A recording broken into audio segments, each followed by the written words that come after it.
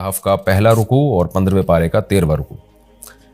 یہ سورہ کہف ہے، اس کی بڑی فضیلت ہے۔ حدیث میں رسول اللہ صلی اللہ علیہ وسلم نے ارشاد فرمایا کہ جو جمعے کے دن سورہ کہف کی تلاوت کرتا ہے اللہ اسے دجال کے فتنے سے محفوظ رکھتے ہیں۔ اس کی وجہ کیا ہے کہ دجال کے فتنے میں اور اس میں کیا مناسبت ہے، اس پہ علماء نے بہت کچھ کہا ہے، تو یقینی طور پر اس حکمت کو بیان نہیں کیا جا سکتا، لیکن بہرحال اس کے مضامین ایسے ہیں کہ انسان کو اس سے ایمان میں تقویت ملتی ہے۔ اور بڑی بات یہ ہے کہ رسول اللہ صلی اللہ علیہ وسلم نے جب کسی چیز کے بارے میں ہمیں بتا دیا تو پھر ہمیں اس کی حکمت سمجھ میں نہ بھی آئے تو ہمیں بس اس پر ایمان لانا چاہیے۔ تو دجال کے فتنے سے بچنے کے لیے اگر کوئی جمعے کے دن اس کا اہتمام کرتا ہے تو انشاءاللہ اس کو فائدہ ہوگا۔ دجال کے فتنے سے بچنے میں سرسری غور سے ایک بڑی حکمت یہ معلوم ہوتی ہے کہ اللہ تعالیٰ نے بڑے بڑے قدرت کے اپنے نمونے دنیا میں دکھائے ہیں، جیسے اس میں خضر علیہ السلام کا واقعہ آئے گا، اصحاب کہف کا واقعہ، ذوالقرنین کا واقعہ، کہ کیسی اللہ نے ان کے ہاتھوں پہ اپنی قدرت کو ظاہر کیا۔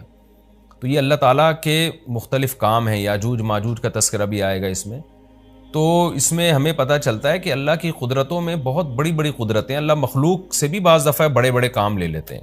تو دجال بھی اللہ کی ایک مخلوق ہوگا، تو وہ اگر بڑے بڑے محیر العقول کام دکھا رہا ہے تو یہ اس کی علامت نہیں ہوگی کہ یہ خدا ہے۔ جیسے ذوالقرنین سے اللہ نے بڑا کام لیا تو وہ خدا تھوڑی بن گئے، اور خضر علیہ السلام کے ذریعے اللہ نے مردے کو زندہ ایک جو ہے نا وہ دیوار کو سیدھا کروا دیا اور تختہ جڑوا دیا، اور کچھ انہوں نے اللہ کے بتانے سے غیب کی خبریں بتا دیں، تو اس سے وہ خدا تو نہیں بن گئے۔ اور جو اس طرح اصحاب کہف کئی سو یعنی 300 سال تک غار میں سوتے رہے تو اس سے وہ خدا نہیں بن گئے۔ تو ایسے ہی دجال کے جب ہم محیر العقول واقعات دیکھیں گے تو یہ اس کی علامت نہیں ہے کہ یہ خدا ہے، بلکہ اللہ کی مخلوق ہے۔ تو اللہ تعالیٰ نے جیسے پچھلے پیغمبروں میں ایسے واقعات رونما ہوئے اور مقصد لوگوں کی آزمائش تھا، تو دجال بھی لوگوں کی آزمائش ہی کے لیے آئے گا۔ اور بہت ساری حکمتیں ہیں جو علماء نے بیان کی ہیں۔ اچھا، یہ جو جمعے کے دن سورہ کہف پڑھنے کی فضیلت ہے، تو یہ جمعے کی رات کو اگر کوئی پڑھ لے تو بھی یہ فضیلت حاصل ہو جائے گی، تو کیونکہ روایات میں جمعے کی رات کا بھی تذکرہ ملتا ہے اور جمعے کا بھی تذکرہ ملتا ہے۔ الحمدللہ الذی، تمام تعریفیں اس اللہ کے لیے ہیں، انزل علی عبدہ الکتاب، جس نے اپنے بندے پر کتاب کو نازل کیا، ولم یجعل لہ عوجا، اور اس کتاب میں اس نے کوئی کجی نہیں رکھی۔ یہ قرآن کا کمال ہے، آپ الحمد سے لے کے والناس تک پڑھیں، 2 اور 2 4 کی طرح اس کی آیتیں اور اس کے مضامین سمجھ میں آتے ہیں۔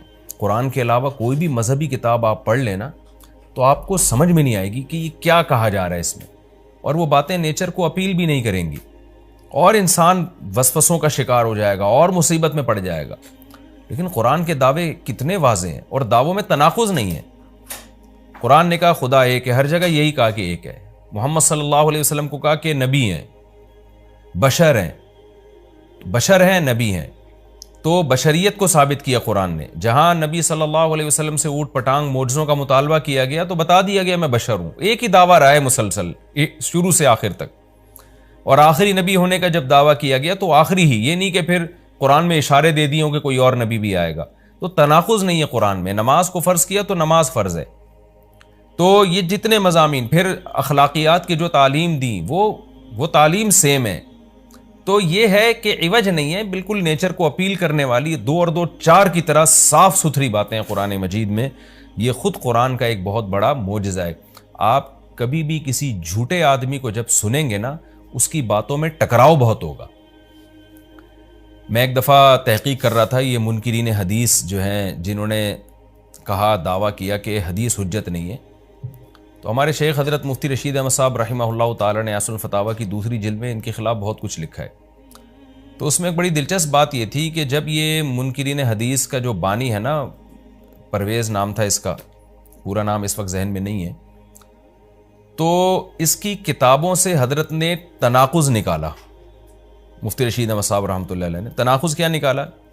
ایک جگہ لکھ رہا ہے کہ حدیث حجت نہیں ہے، دوسری جگہ لکھ رہا ہے کہ حدیث حجت تو ہے لیکن جن ذرائع سے ہم تک پہنچی وہ ذرائع حجت نہیں ہے، اور ایک جگہ لکھ رہا ہے کہ حدیث حجت بھی ہے لیکن صرف نبی صلی اللہ علیہ وسلم کے دور تک کے لیے حجت ہے، ہمیشہ کے لیے حجت نہیں ہے۔ تو ایسے کئی تناقض، تو اس میں حضرت نے لکھا کہ اس سے پتہ چلتا ہے کہ یہ بیچارہ خود اس کو پتہ نہیں ہے کہ یہ اس کا دعویٰ کیا ہے. یعنی اس سے صاف واضح ہوتا ہے کہ ان کا مقصد صرف اور صرف ہمیں اسلام سے ہٹانا ہے، اور حدیث کو مشکوک قرار دے کر، کیونکہ زیادہ تر جو قوانین ہمیں اسلام کے ملتے ہیں وہ تو قرآن میں بہت کم ملتے ہیں، وہ تو احادیث میں ملتے ہیں.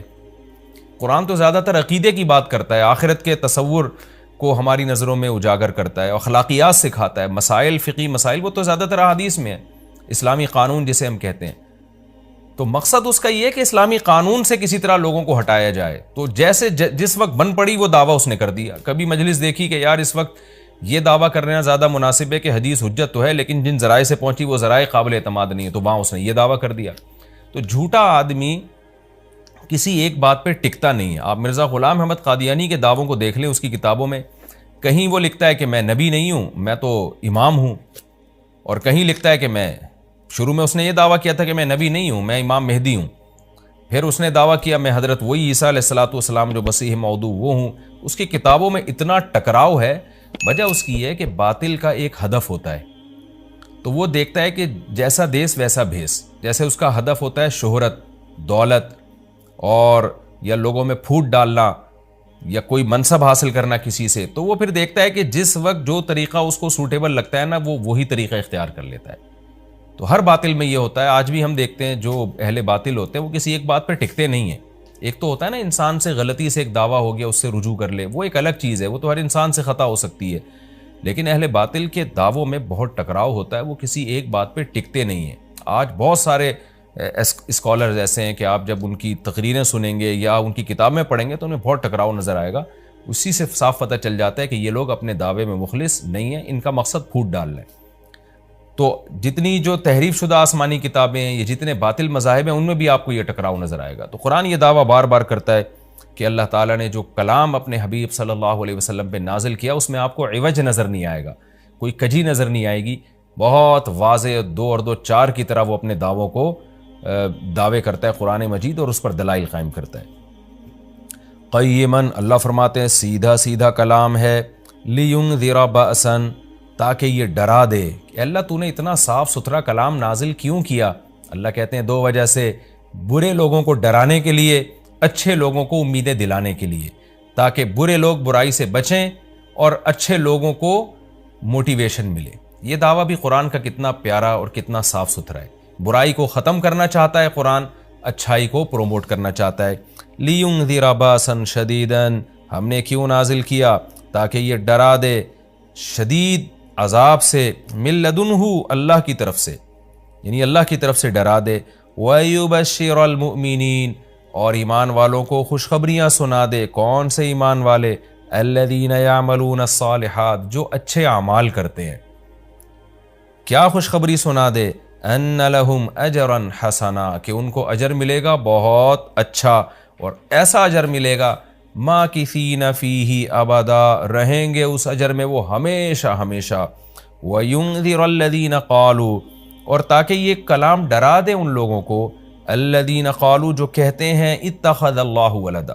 اللہ نے ڈرانے کا ذکر 2 دفعہ کیا، اس لیے کہ ایک تو عام لوگ جو برے ہوتے ہیں ان کو ڈرا دے، اور مشرکین میں خاص طور پر یہ برائی تھی کہ یہود و نصارہ کی باتوں میں آ کے اللہ کے لیے اولاد ٹھہرا لیا کرتے تھے. وہ فرشتوں کو بیٹیاں کہہ دیا، یا عیسائیوں کی باتوں میں آ کے اللہ کے لیے اولاد ٹھہرا دی. تو اس لیے اللہ نے خاص طور پر ان مشرکین اور ان کافروں کا ذکر کیا جو نبی صلی اللہ علیہ وسلم کے دور میں اللہ کے لیے اولاد ٹھہراتے تھے، کہ اللہ ان کو بھی ڈرا دیا جائے.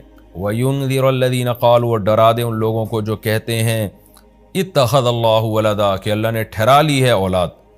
سورہ کہف بھی مکی صورتوں میں سے ہے نا، تو اس میں بھی توحید کا مضمون بہت ہوگا.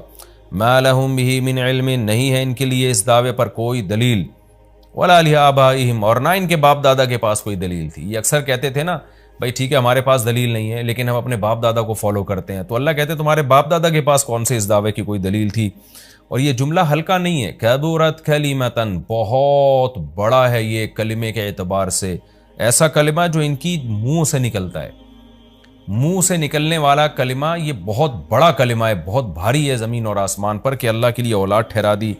ان یقولون الا کذبا، نہیں بولتے یہ لوگ مگر نرا جھوٹ بولتے ہیں یہ. فَلَعَلَّكَ بَاخِعٌ نَفْسَكَ عَلَىٰ آثَارِهِمْ۔ اللہ تعالیٰ اپنے حبیب صلی اللہ علیہ وسلم کو تسلی دے رہے ہیں کہ اتنا سری جھوٹ بولتے ہیں اور آپ کی دعوت اتنی واضح ہے پھر بھی ایمان نہیں لاتے، تو اے نبی کہیں ایسا نہ ہو کہ آپ غم میں اپنی جان ہی نہ ہلاک کر بیٹھیں، کیونکہ رسول اللہ صلی اللہ علیہ وسلم کا دل بہت گھٹتا تھا کہ اتنی واضح بات میں کر رہا ہوں، اتنا میرے دعوے میں اتنی کلیئرٹی ہے، اس کے باوجود یہ مانتے کیوں نہیں ہیں؟ تو غم سے آپ کا سینہ گھٹتا تھا۔ تو اللہ نے آپ کو بتایا کہ یہ آپ کی حالت یہ ہو گئی ہے شاید کہ آپ اپنی جان ہی ہلاک کر بیٹھیں۔ دیکھیں اللہ کا شاید یہ ہماری زبان میں اللہ ہم سے بات کرتے ہیں نا، ورنہ اللہ کے لیے تو شاید نہیں، اللہ کے لیے جو چیز ہوتی ہے یقینی ہوتی ہے۔ تو یہاں شاید کا مطلب کیا ہوگا کہ کوئی بھی دیکھنے والا آپ کی کنڈیشن کو دیکھے نا اس وقت، تو وہ کہے گا کہ آپ کی موت نہ واقع ہو جائے، اتنا غم ہے آپ کو۔ تو مقصد ہے غم کی شدت کو بیان کرنا۔ تو اللہ فرماتے ہیں شاید کہ آپ اپنی جان ہی ہلاک کر بیٹھیں ان کے پیچھے، یعنی ان کے غم میں۔ اگر یہ لوگ اس قرآن پر ایمان نہ لے کر آئے، اسفا، افسوس اور غم میں آپ کی جان ہی کہیں آپ ہلاک نہ کر بیٹھیں۔ پھر آگے اللہ بتا رہے ہیں کہ یہ ایمان کیوں نہیں لے کر آتے۔ آپ غم نہ کریں، آپ کی دعوت میں کوئی کمی نہیں، آپ کے دلائل میں کوئی کمی نہیں، ایمان نہ لانے کی وجہ ہم بتاتے ہیں کیا ہے۔ کچھ لوگ لائیں گے، کچھ نہیں لے کر آئیں گے، وجہ کیا ہے وہ ہم بتا رہے ہیں اگلی آیت میں، انا جعلنا ما علی الارض، ہم نے بنایا ہے ہر اس چیز کو جو زمین کے اوپر ہے، زینت اللہ، زمین کے لیے یعنی زمین والوں کے لیے زینت، اٹریکٹیو بنایا ہم نے۔ زمین اجڑی ہوئی ہوتی، کسی کا دل ہی نہ لگتا زمین میں، تو سارے آخرت ہی کی فکر میں لگ جاتے، لیکن زمین میں اٹریکشن ایسی پیدا کر دی ہے کہ یہ اللہ سے غافل کرتی ہے، حق سے دور کرتی ہے۔ ہر آدمی اس زمین کی زینت کو حاصل کرنے کی کوشش کرتا ہے۔ زینت وہ چیز ما یتزین، جو مزین ہوتی ہے اور جس کی طرف انسان کی اٹریکشن ہوتی ہے، چاہے حقیقت میں وہ اٹریکشن کے قابل ہو یا نہ ہو۔ جیسے گندگی کا ڈھیر ہے، اٹریکشن نہیں ہوتی، لیکن آپ نے اس کے اوپر ایک خوبصورت ململ کا کپڑا ڈال کے خوشبو چھڑک دی تو اب وہ دیکھنے میں بھلی لگنے لگے گی۔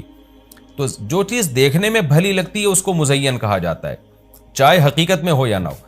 تو اللہ نے کہا کہ ہم حقیقت میں زمین اچھی ہے یا نہیں ہے، یہ لوگ اس کو نہیں دیکھتے، بس اٹریکٹیو ہے اس کو دیکھتے ہیں کہ اس کا یہ اٹریکٹ کرتی ہے اپنی طرف۔ حقیقت میں دیکھا جائے تو مسافر خانہ ہے نا، کتنی بھی مل جائے تو ختم ہونے والی ہے، تو فنا ہونے والی چیزوں سے کون دل بہلاتا ہے۔ لیکن اللہ بتا رہے کہ ہم نے چونکہ اس کو مزین کر دیا ہے، تو اس مزین ہونے کا نتیجہ یہ ہے کہ کچھ لوگ اس میں پڑھ کے اللہ کو بھول جاتے ہیں اور کچھ اس کی حقیقت کو دیکھ کر اللہ کو یاد رکھتے ہیں۔ تو آزمائش جبھی ممکن ہے جب اس زمین کو اٹریکٹیو بنایا جائے۔ آگے اس لیے اللہ نے فرمایا کہ ہم نے بنایا ہے جو کچھ اس زمین کے اوپر ہے، زینت اللہ، زمین کے لیے مزین۔ کیوں بنایا ہے؟ لِنَبْلُوَهُمْ، تاکہ ہم لوگوں کو آزمائیں، ایہم احسن عملا، کہ ان میں عمل کے لحاظ سے زیادہ اچھا کون ہے۔ اگر زمین کو مزین نہ بنایا جاتا تو سارے عمل کے لحاظ سے بہت اچھے ہو جاتے، کیونکہ قربانی نہ دینی پڑتی۔ اب اس مزین زمین کی بہت سی چیزوں کو چھوڑنا پڑتا ہے، نماز کے وقت دکان چھوڑنی پڑتی ہے، اور صدقات و خیرات کے وقت مال کی قربانی دینی پڑتی ہے، اور جو شریعت کے جتنے بھی احکام ہیں تو جاہ کی قربانی دینی پڑتی ہے، منصب کی قربانی دینی پڑتی ہے۔ تو اللہ کہتے ہیں ہم نے چونکہ مزین بنا دیا تاکہ ہم لوگوں کو آزمائیں۔ تو ظاہر ہے جب آزمائش ہوتی ہے تو اے نبی کچھ لوگ کامیاب ہوتے ہیں اور کچھ لوگ ناکام ہوتے ہیں۔ تو آپ چاہتے ہیں کہ ساری دنیا ایمان لے آئے، سارے نیک بن جائیں، یہ آپ کی چاہت پوری نہیں ہو سکتی، کیونکہ امتحان میں 100% لوگ کامیاب عام طور پر نہیں ہوا کرتے۔ وَإِنَّا لَجَاعِلُونَ مَا عَلَيْهَا صَعِيدًا جُرُزًا، اور یاد رکھو جو کچھ زمین کے اوپر ہے ہم اس کو بنانے والے ہیں چٹیل میدان۔ یعنی اللہ نے جب یہ کہا نا کہ زمین کے اوپر کی چیزوں کو ہم نے مزین کر دیا، تو آگے نافرمانوں کو ایک دھمکی بھی دے دی ہے کہ تم جو اس میں پڑھ کر ایمان سے اور نیک عمل سے غافل ہو رہے ہو کہ بھئی اتنی اٹریکشن ہے، تو اس کا ایک دوسرا پہلو بھی ہے۔ وہ پہلو کیا ہے؟ چٹیل میدان بن جائے گی، سب تباہ و برباد ہو جائے گا۔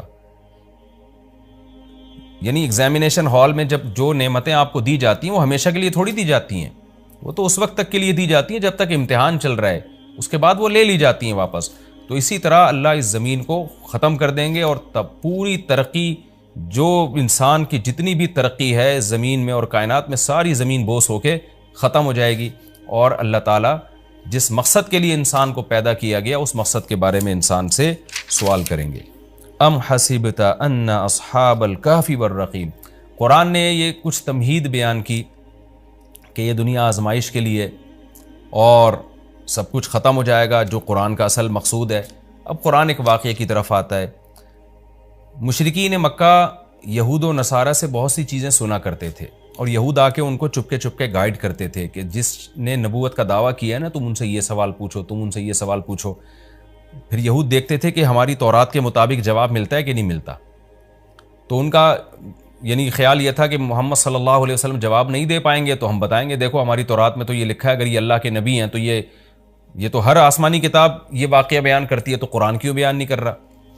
تو یہودیوں نے آ کے مشرکین مکہ سے کہا، مشرکین مکہ نے نبی صلی اللہ علیہ وسلم سے سوال پوچھا۔ ان میں 3 سوال تھے، ایک روح سے متعلق جس کا سورہ بنی اسرائیل میں جواب دے دیا گیا، ایک حضرت ذوالقرنین سے متعلق کہ وہ کون سا بادشاہ تھا جس نے پوری دنیا پہ حکومت کی ہے، ان کا تذکرہ اللہ نے قرآن میں بیان کیا، اور ایک اصحاب کہف کے بارے میں۔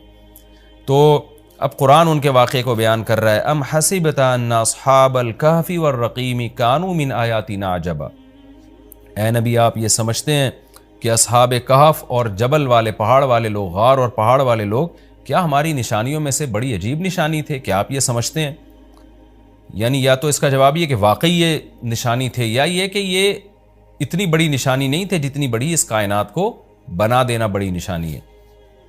اذ اول فتیتو، اللہ نے اس واقعے کو بیان کیا، اس وقت کو یاد کرو جب چند نوجوانوں نے ٹھکانہ پکڑا الی الکہف، ایک بڑے غار کی طرف، فقالو، پھر کہنے لگے۔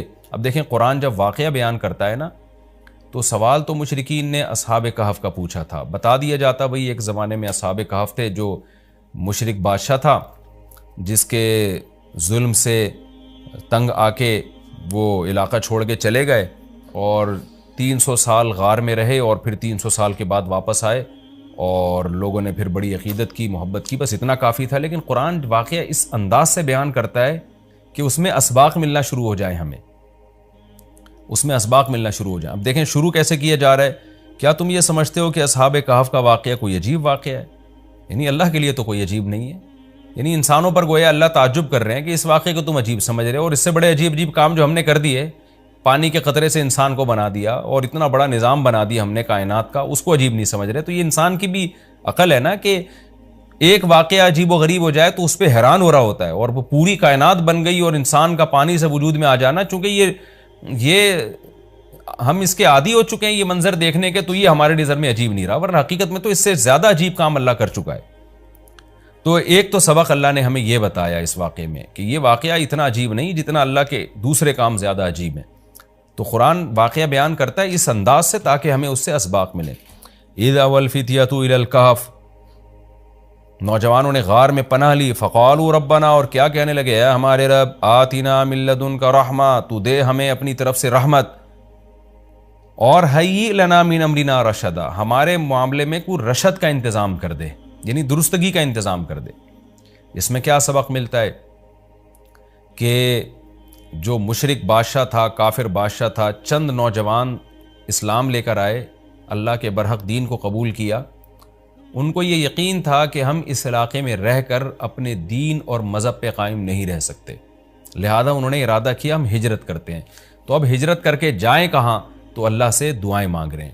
اس سے کیا پتہ چلتا ہے کہ جب آپ کے لیے کسی علاقے میں رہ کر دین پر چلنا ناممکن ہو تو آپ پر لازم ہے کہ آپ اس علاقے کو چھوڑیں، ایک بات۔ نمبر 2، چھوڑ کر آپ اللہ پہ اعتماد اور توکل کریں کہ جس اللہ نے مجھے یہاں کھلایا وہ کہیں اور بھی کھلا سکتا ہے۔ نمبر 3، اللہ سے 2 قسم کی دعائیں مانگیں۔ نمبر 1، اے اللہ تو میرے لیے رحمت کا انتظام کر دے، یعنی اپنا رحم کر تاکہ تیری رحم کی وجہ سے ہمارے لیے معاملات آسان ہو جائیں۔ نمبر 2، تو ہمیں گائیڈ کر، ہیئ لنا من امرنا رشدا کا مطلب سیدھا راہ دکھا، ہمیں بتا کہ ہم نے جانا کہاں ہے، کس ملک میں اسٹے کرنا ہے، سفر کیسے کرنا ہے۔ یہ بالکل ایسے ہی ہے جیسے موسیٰ علیہ السلام سے غلطی سے قتل ہو گیا، تو اب مدین سے جب نکلنا تھا، مصر سے جب نکلنا تھا تو راستہ معلوم نہیں تھا، تو وہاں بھی اللہ تعالیٰ سے موسیٰ علیہ السلام نے دعا مانگی کہ وَلَمَّا تَوَجَّهَ تِلْقَاءَ مَدْيَنَ قَالَ عَسَىٰ رَبِّي أَن يَهْدِيَنِي سَوَاءَ السَّبِيلِ، مجھے امید ہے میرے رب مجھے سیدھا راستہ دکھائے گا۔ تو جب انسان کو راستے معلوم نہ ہو، گائیڈنس نہ مل رہی ہو کہ جانا کہاں ہے، کہاں اسٹے کرنا ہے، تو ایسے موقع پہ اللہ سے سیدھے راستے کی دعا مانگنی چاہیے۔ تو یہاں بھی انہوں نے دعا مانگی کہ اللہ تو ہمارے لیے رحمت کا انتظام کر دے اور ہمارے لیے ہمیں گائیڈ کر دے کہ ہم نے جانا کہاں ہے، کہاں اسٹے کرنا ہے۔ تو قرآن کہتا ہے ہم نے ان کی دعا کو قبول کی، فَضَرَبْنَا عَلَىٰ آذَانِهِمْ۔ رحمت کا انتظام کیسے ہوا کہ ہم نے غار کے اندر، کیونکہ گئے ان کے کتے کو ساتھ لے کر غار کے اندر گئے، اور وہاں انہوں نے کہا کہ فی الحال ہم یہاں لوگوں سے چھپ جائیں، کسی طریقے سے پناہ میں آ جائیں، پھر دیکھیں گے جی اٹھ کے ہم نے جانا کہاں ہے۔